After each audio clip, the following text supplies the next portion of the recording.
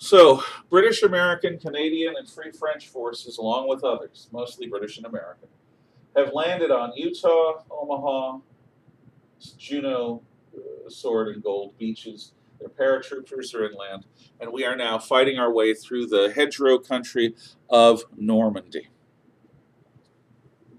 The Second Front began at the landings on June 6, 1944, which is alternately known as Operation Overlord, the D-Day attacks, or the Battle of Normandy.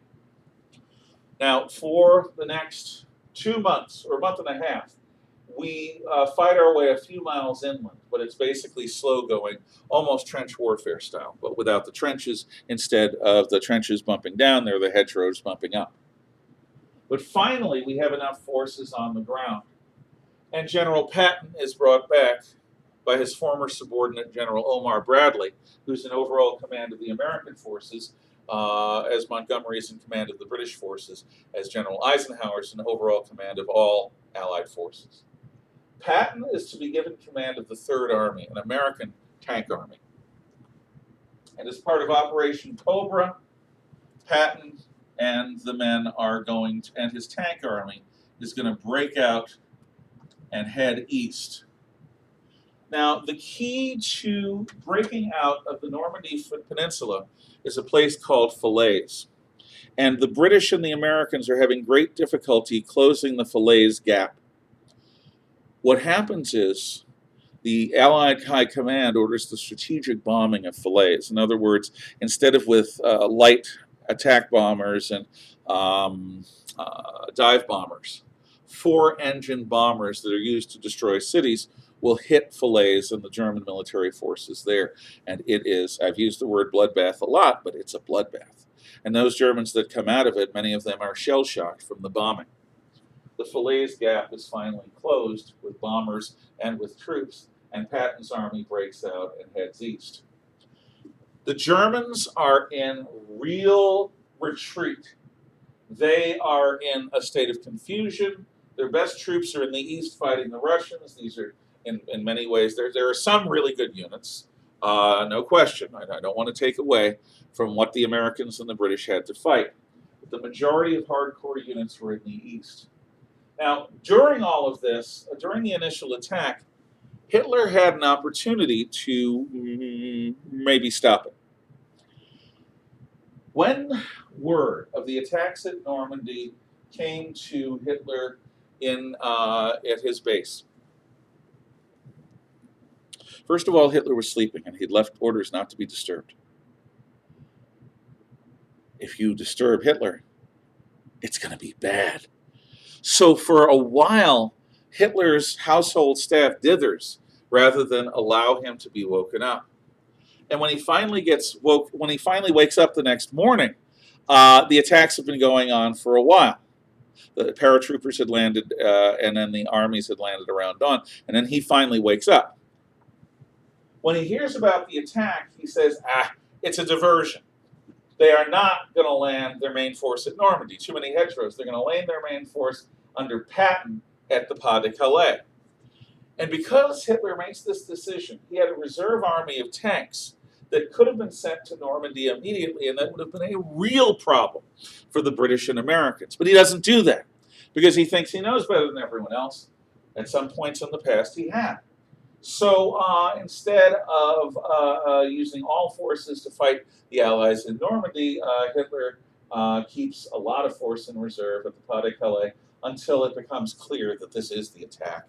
And finally, he gives permission for the armies to deploy. But by this point, it's pretty much too late. As the Allied forces approach Paris, Hitler leaves orders to destroy Paris in an act of spite and vengeance, like the Romans destroying and salting the earth around Carthage. A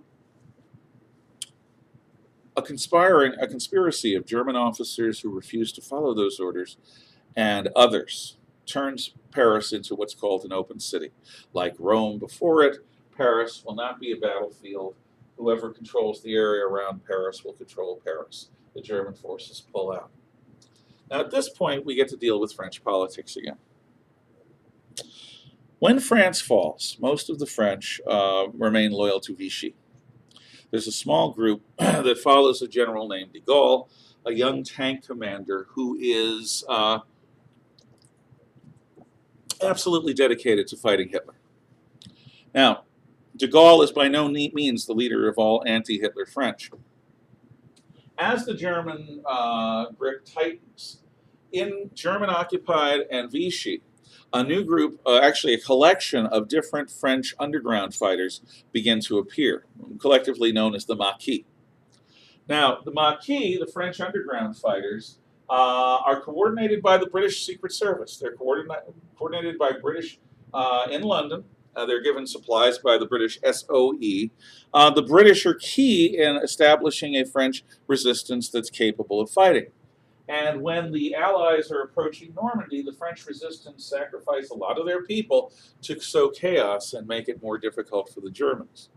Well, now the question is, who is going to liberate Paris? Is it going to be les Américains? No. Is it going to be the Brits? No. It's going to be Frenchmen. But who's Frenchmen? Is it going to be the Maquis, who are already in Paris in different groups? Or is it going to be de Gaulle, who is this truly annoying person to the British and to the Americans? De Gaulle is not somebody who's easy to deal with. And even when he has almost no forces at his disposal, he acts like an equal partner to the British and the Americans. It's attitude. He has a lot of gall, because his name is de Gaulle. But he eventually becomes the leader of the French coalition, and his French forces are allowed to drive into Paris first. And so he leads the procession into Paris as if he has conquered it. It was conquered by American and British blood, and a bit of French blood too. And for de Gaulle to claim, and for French history books to claim, as they do to this very day, that it was the Maquis and de Gaulle who liberated France with a little help from the English-speaking peoples is nonsense. But it salves French ego and French wounded pride after their surrender in 1940, and the fact that they needed the help of the British and the Americans so very much. This rage against the British is going to come out again when we talk about the post-war period around 1960. Come back to that. So, as the British and the American forces are driving eastward, they are running out of fuel. They need to capture the port of Antwerp. If they capture Antwerp and clear the harbor, they can have a new supply dump, and they'll have fuel ready to invade Germany. But right now, everything is shipped over the beaches in Normandy. Now, the key to shipping things through Normandy are these remarkable inventions called Matilda harbors? In any case, I know this, and it will come back to me. In any case, these are artificial harbors, and they are built by dropping concrete to act as wave breakers, and you bring in these artificial docks and build them like an erector set, almost like steel and aluminum Legos. Mulberry harbors. Definitely an M word, Mulberry harbors. Now, there are two Mulberry harbors. One is given to the Americans, one is given to the British, but it's a British invention. Now, the character of the Brits and the Americans plays out in how they build these Mulberry harbors. The Americans cut corners. They want it fast, fast, fast, fast, fast. So the American Mulberry Harbor is online long before the British. And as a result, the supplies that can be much more efficiently offloaded onto the docks of the Mulberry Harbor are sent inland to help fight through the hedgerows of Normandy. The British do not hurry. The Americans are going bug nuts about this. Hurry up and build your darn Mulberry Harbor. And the British say, no, we're doing it right. Well, the British harbor takes a lot longer to build, but a couple of weeks after D-Day, there's a massive storm. The American harbor is destroyed completely. The British Mulberry withstands it. And because the British took their time, because the Americans went quickly, we had supplies early on when we needed it. Because the British took their time, we had supplies throughout the rest of the campaign. But now, as our armies are approaching the eastern sides of France, they are running out of fuel. So a decision needs to be made of what to do next. British General Montgomery, who's commanding the northern flank, proposes Operation Market Garden. The goal is the bridge over the River Rhine at Arnhem. And parachute forces are going to be landed at half a dozen bridges between the current Allied lines and the bridge over the River Rhine at Arnhem. What will happen is the parachutists will hold the bridges, and British 30th Corps, a tank army, will drive up the highway, a single road, from the current lines up to Arnhem, cross in, and we could invade Germany in the late fall, early winter, and the war might be over by Christmas. This is a great gamble. Airborne troops have never been used this way before. And instead of landing at night like airborne troops are supposed to land, these parachute troops are going to be landed in daylight so that the planes can place them right near their bridges. Well, all but one. See, the last bridge at Arnhem has no nearby landing zones, so they're going to land miles away. The attack is launched. The airborne army drops, but it's going to take several days because there aren't enough transport planes and gliders to drop the troops all at once. Once the Germans see the beginning of the plan, it's a pretty obvious thing what the British are going to do. So the Germans line up forces along the highway on both sides and across it to slow down the advances. They blow as many bridges as they can. Also, without knowing this, one of the accidents of history is a German SS Panzer Corps is regrouping and resting at Arnhem itself. Operation Market Garden is the operation that's widely known by the name A Bridge Too Far, because in a series of bloody engagements, the paratroops land and they hold, and 30 Corps marches up this single-lane highway where every time one of their tanks is destroyed, a tank bulldozer has to come up and yank it out of the way so that the tanks can move on. It's a slow grinding, slow-going process. The second to last bridge is the bridge at Nijmegen.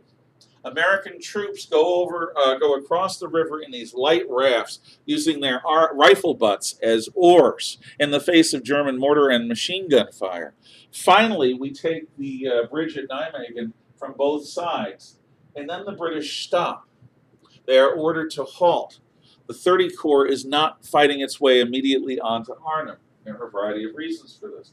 The main reason, though, is that at Arnhem, the parachute troops that have gotten to the bridge are completely surrounded by this German tank army. Ultimately, it is a bridge too far. The British paratroopers in Arnhem are compelled to surrender, and the remaining forces near Arnhem sneak across the river at night back into Allied lines. Operation Market Garden is a bust. A lot of the remaining Allied fuel is used up on it, and all it produces is this bulge here in the German lines. Meanwhile, Antwerp still hasn't been taken. Eisenhower never really trusts Montgomery again, not after Market Garden. And for the next few weeks, Allied forces' priority is to clear the port of Antwerp so that they can land supplies and continue the attack into Germany.